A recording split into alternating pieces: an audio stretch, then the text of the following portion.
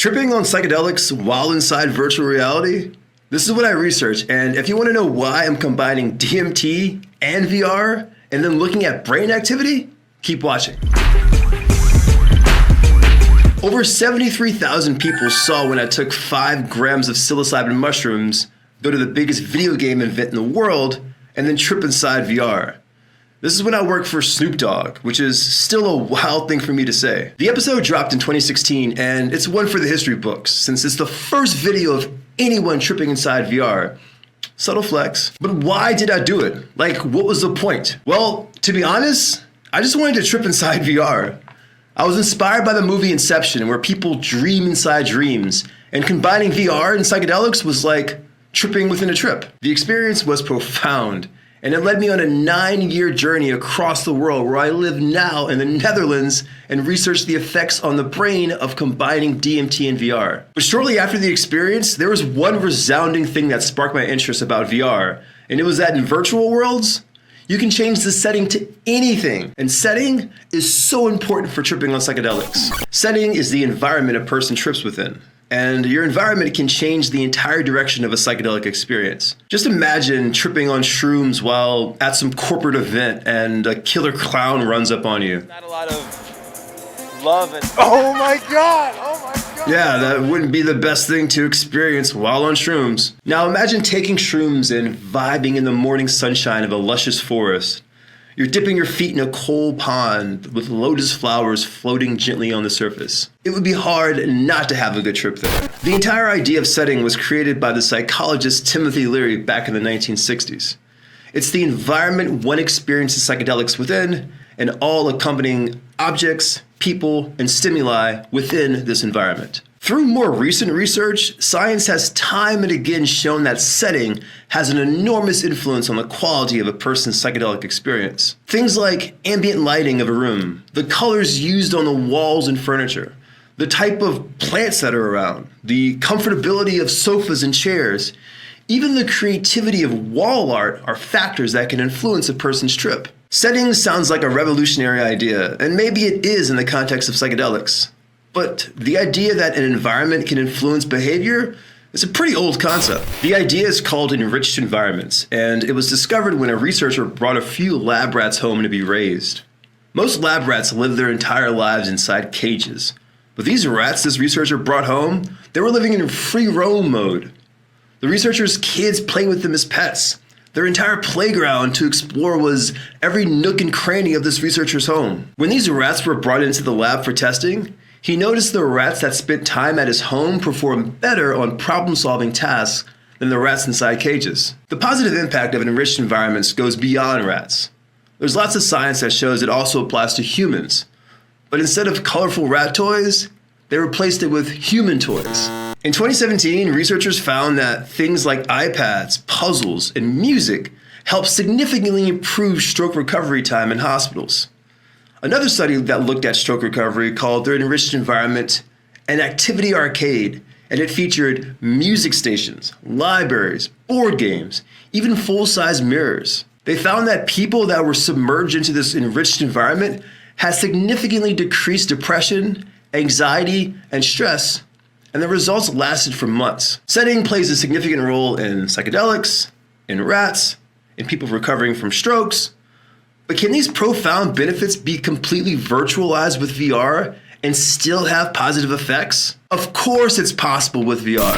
Virtualized environments and settings have an incredible impact on things you never thought were possible. In 2004, a researcher was looking at the excruciating pain experienced by burn victims when they're in rehabilitation. So he created a VR app called Snow World, which is a virtualized snow-covered landscape where you can casually glide down icy slopes and pick up snowballs and throw them at penguins and snowmen while snowflakes fell from the sky. When these burn victims put on a VR headset and immersed themselves in Snow World, not only did they feel more relaxed in rehabilitation, but actually the feeling of pain decreased. And this was VR tech from over 20 years ago, and it still had a positive impact on perception. Snow World was the beginning of people realizing the positive power of digital environments and virtualized settings. Now we know that VR settings can aid in managing anxiety and nausea in cancer patients. It can help people with opioid use disorders, help with back pain rehabilitation, reduce pain during oral surgery.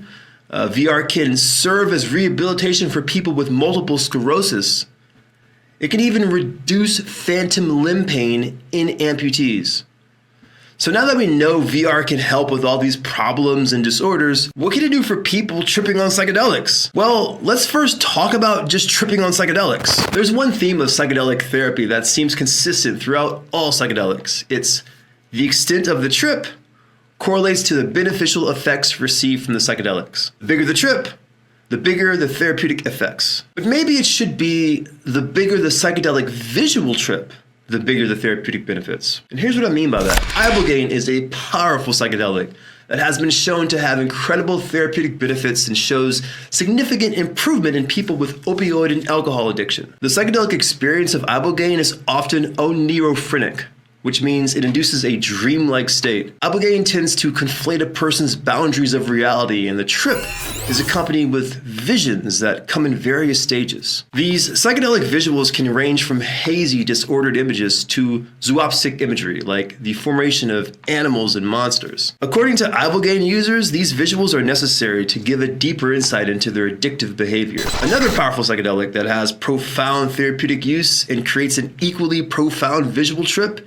is ayahuasca, with the primary psychedelic in it being DMT. The visual aspects of ayahuasca are transformative, and according to Amazonian ayahuasca practitioners, the overwhelming visionary restructuralization is a requisite of the process of healing oneself. The visual aspect of healing is inseparable. The same generally applies to all psychedelics. Visionary experiences are often correlated with a reduction in maladaptive behaviors like anxiety and depression. We talked about virtual reality having the ability to create an enriched environment that aids in pain reduction and mental recovery. Most of these virtualized environments are geared for relaxation, and with VR, you can develop any scenario to vibe in. Sitting on the shore of Corfu, Greece? Done. Hanging on a star in the Alpha Centauri galaxy? Done. All of these can be achieved with VR. But we all know that psychedelic visuals aren't so clear-cut. They're weird, bizarre, highly abstract, geometric, frightening, and sometimes just absolutely nonsensical. Yet, in all of these seemingly jumbled up visuals that people have while on psychedelics, people still gain distinct and significant benefits from these experiences. Can these psychedelic visual experiences be created within VR and still hold relatively the same therapeutic properties? Where do you even start when it comes to the vast variations of psychedelic experience and then recreating them for VR? I guess you just start by making trippy stuff. And that's what VR developers have been doing. There's a bunch of VR experiences that are on the market that provide trippy visuals that are often geometric and kaleidoscopic in nature. One of the more famous VR apps that tries to recreate this psychedelic visual experience is called Trip, owned by Nania Reeves, which is a cousin of Keanu Reeves. I had the opportunity to take a tour of the Trip studio in Los Angeles a few years ago. And I even got my hands on some exclusive VR content that's yet to be released. And I gotta say, Trip has some incredibly interesting VR experiences that are fun and immersive, but psychedelic, they are not. And it's just not Trip. It's most of these self-proclaimed psychedelic VR apps. And one of the reasons why is because of the perceived aesthetic of the psychedelic space. Whenever anything psychedelic is brought up, it's always surrounded by Hindu mysticism imagery like mandalas and chakras, along with religious deities and gods. If it's not this, then psychedelics are associated with Buddhist iconography and symbols.